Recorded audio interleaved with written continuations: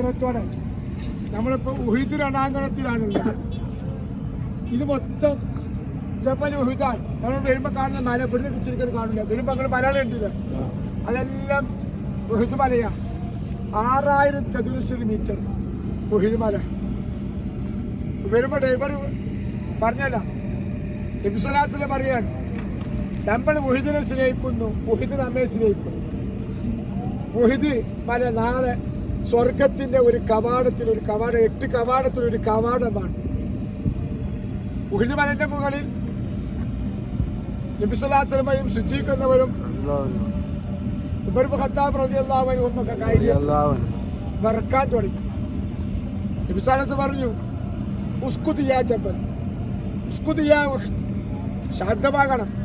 നിന്റെ മുകളിൽ കയറിയത് ഒരു പ്രവാചകനാണ്, 2 ഷഹീദന്മാരാണ്. അങ്ങനെ എന്തുകൊണ്ടും വളരെ ശ്രേഷ്ഠമായ ഒരു മലയാണ് ഉഹുദ് രണാങ്കണം.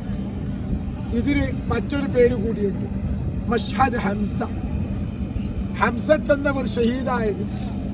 നമ്മളൊക്കെ ഉഹുദ് യുദ്ധത്തെ കുറിച്ച് പറയാറുണ്ട്. ബദർ യുദ്ധത്തിൽ മുസ്ലിംകൾക്ക് വലിയ വിജയം കൈവരിച്ചു. അതിൽ അരിശം പൂണ്ട ശത്രുക്കൾ നബുവത്തിന്റെ 3-ാം വർഷം മനഞ്ഞുണ്ടാക്കിയ യുദ്ധമായിരുന്നു ഉഹുദ് യുദ്ധം. 70 ശ്രോതാക്കന്മാരായി എന്നത് ശരിയാണ്. 2 തെറ്റിദ്ധാരണ വെച്ച് പുലർത്താറുണ്ട്. ഉഹുദിൽ മുസ്ലിങ്ങൾക്ക് വലിയ പരാജയം സംഭവിച്ചു. അതോടൊപ്പം ഉഹുദിൽ നബിയുടെ നേതൃത്വം നിർദ്ദേശം സ്വഹാബത്ത് അംഗീകരിച്ചില്ല എന്നത് രണ്ടും തെറ്റാണ്. ഉഹുദ് സന്ദർശിച്ച ഒരാളും സ്വഹാബത്തിന് മേലിൽ ഇത്തരം ഒരു ആരോപണം ആരും ഉന്നയിക്കാൻ പാടില്ല എന്ന് സാന്ദർഭികമായി അത് ഓർമ്മപ്പെടുത്തുകയാണ്. നമ്മുടെ രാജ്യത്തെ ചില കൂലി പ്രാസംഗികന്മാരും കൂലി എഴുത്തുകാരും മനയുണ്ടാക്കുന്ന ഇത്തരം കെട്ടുകഥകളിൽ ആരും പെട്ടുപോകാൻ പാടില്ല. ഉഹുദ് ഒരിക്കലും മുസ്ലിങ്ങളെ പരാജയം സംബന്ധിച്ചിട്ടില്ല. സ്വഹാബത്ത് ഒരിക്കലും നിർദ്ദേശത്തെ അംഗീകരിക്കാതിരുന്നിട്ടില്ല. 70 ശ്രോതാക്കന്മാരുണ്ടായി, അത് യാഥാർത്ഥ്യം.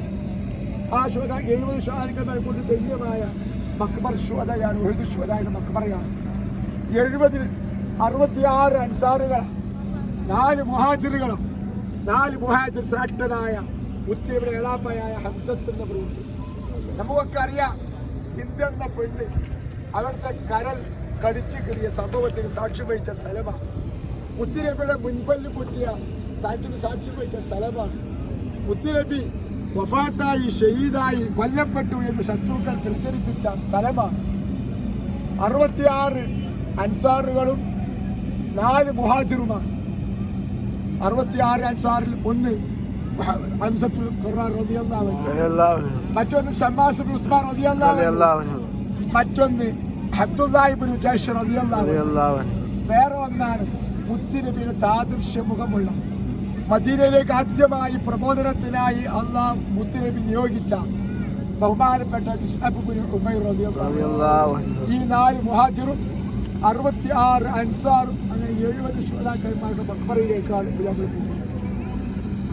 അമ്പെയ്ത്തുകാരെ നിർത്തിയ ഒരു മലയാണിത്.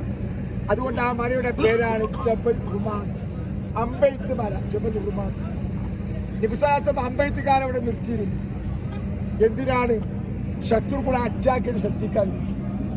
അവരവരുടെ ഡ്യൂട്ടി ദൗത്യം വളരെ കൃത്യമായി അവർ ഉപയോഗപ്പെടുത്തി. ഇനി ഞങ്ങളെ ഇവിടെ നിൽക്കേണ്ട ഒരാവശ്യമില്ല. മുത്തുനബി ഞങ്ങളവിടെ നിർത്തിയ ആ ആവശ്യം അത് ഞങ്ങൾ നന്നായി നിർവഹിച്ചിട്ടുണ്ട്. ഞങ്ങളുടെ ആവശ്യം ഇനി ഇല്ല എന്ന് അവർ മനസ്സിലാക്കി. അപ്പോഴാണ് ബാക്കി സ്വഹാബത്ത് ഇവിടങ്ങളിൽ ഖിദ്മത്ത് ചെയ്യുകയാണ്. ബൈത്തുൽ മാൽ അവർ ഒരുമിച്ച് കൂട്ടുകയാണ്. ഇതിൽ ഞങ്ങളും പങ്കാളികളാകേണ്ടതാണ്, ഞങ്ങളുടെ ഖിദ്മത്ത് ഇവിടെ ആവശ്യമാണ് എന്നവർ മനസ്സിലാക്കി ആ മലയിൽ നിന്ന് അവർ ഇവിടേക്ക് ഇറങ്ങി വരികയാണ്, ഇതിൽ ഏർപ്പെടുകയാണ്. പക്ഷേ ശത്രുക്കൾ തെക്കം നോക്കി അവർ അതിലൂടെ അറ്റാക്ക് ചെയ്തു മുസ്ലിം സൈന്യത്തെ അവർ കൊലപ്പെടുത്തുകയില്ല. ഇവിടെ മുസ്ലിം വീര്യത്തെ നിർവീര്യമാക്കാൻ ശത്രുക്കൾ മെനഞ്ഞുണ്ടാക്കിയ ഒരു വലിയ ആയുധമായിരുന്നു എന്താണ്? മുത്തുനബി സ്വല്ലല്ലാഹു അലൈഹി വസല്ലം ഇവിടെ ഷഹീദായി എന്നൊരു പ്രചരണം. യഥാർത്ഥത്തിൽ മുത്തുനബിയുടെ സാദൃശ്യ മുഖമാണ് ബഹുമാനപ്പെട്ട മുസ്അബ് ഇബ്നു ഉമൈർ റളിയല്ലാഹു അൻഹു. അതുകൊണ്ട് മുസ്അബ് ഇബ്നു ഉമൈർ റളിയല്ലാഹു അൻഹു ഇവിടെ ഷഹീദായിട്ട് അവരുടെ ഭാഷയിൽ കൊല്ലപ്പെട്ടിട്ടുണ്ട്. അവർ പ്രചരിപ്പിച്ചു മുഹമ്മദിനെ കൊല്ലപ്പെട്ടു.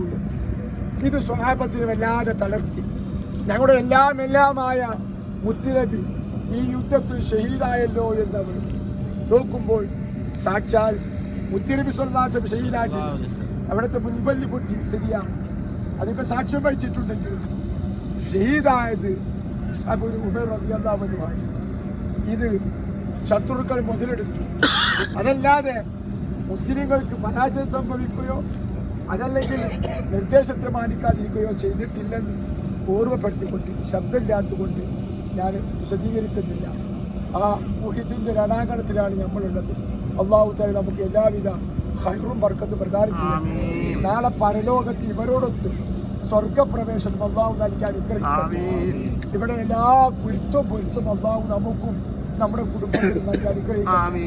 നമ്മുടെ ആവശ്യങ്ങളൊക്കെ അല്ലാഹു പൂർത്തീകരിക്കട്ടെ. ഉദ്ദേശങ്ങളൊക്കെ അല്ലാഹു നിറവേറ്റി. ഈ സംഘത്തിൽ വിവിധങ്ങളായ ഉദ്ദേശമുള്ളവരുണ്ട്, എല്ലാം അല്ലാഹു നിറവേറ്റിക്കണം. എന്നോട് പറഞ്ഞതുണ്ട്, പറയാത്തതുണ്ട്.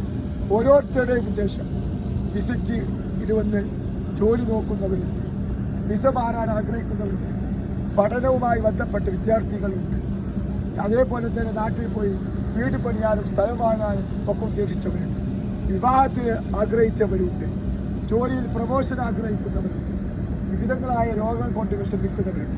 ഒരു കൂട്ടത്തിൽ ഒരു സ്ത്രീ നേരത്തെ ചില അസുഖങ്ങൾ ഇവിടെ എത്താൻ കഴിഞ്ഞിട്ടുണ്ട്. അല്ലാഹു പൂർണ്ണ ശിഫ നൽകട്ടെ, ആഫിയത്തുള്ള ദീർഘായുസ്സ്.